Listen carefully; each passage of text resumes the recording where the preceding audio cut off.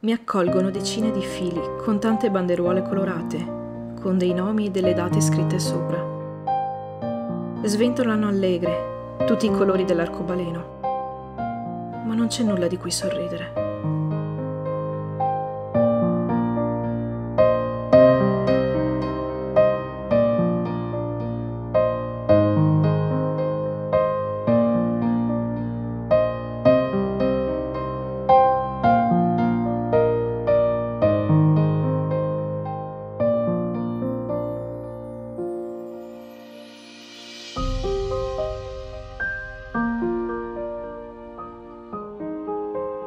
Arrivo ai piedi di una lapide di cemento alta oltre 250 metri.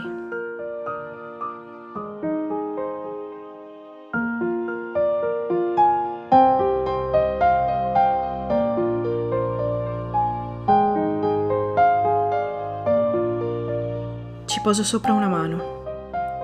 Chiudo gli occhi, prego. Mi immagino immersa nell'acqua. Milioni di metri cubi d'acqua. Il cemento sotto la mia pelle non si muove. Non si mosse nemmeno allora. In quella notte fu qualcos'altro a muoversi.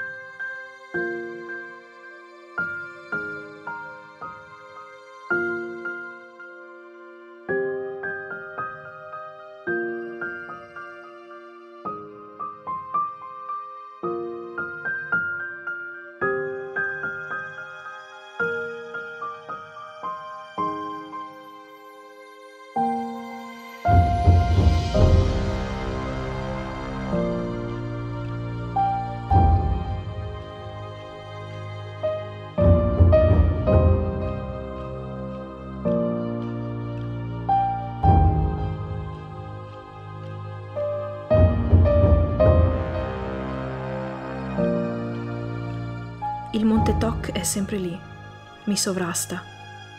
Sento il suo sguardo indifferente.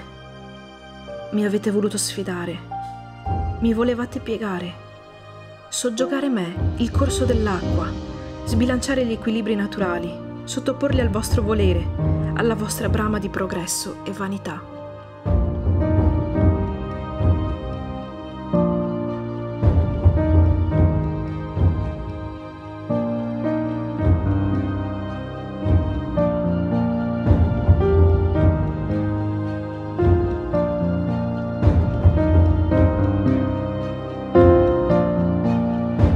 Restate lì, piccoli, innumerevoli, colorati pezzi di stoffa, saldi e coriacei come la montagna e la sua gente, a ricordare ciò che non dovrà più accadere.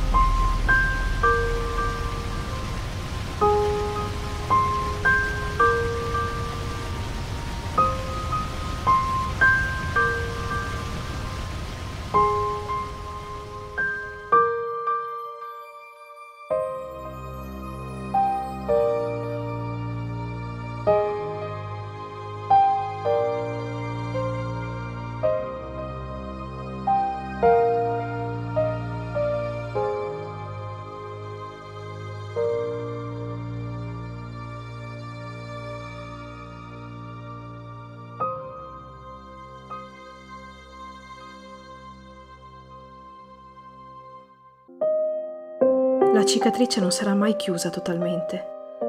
riprenderà a sanguinare ogni ottobre di ogni anno, finché ci sarà memoria.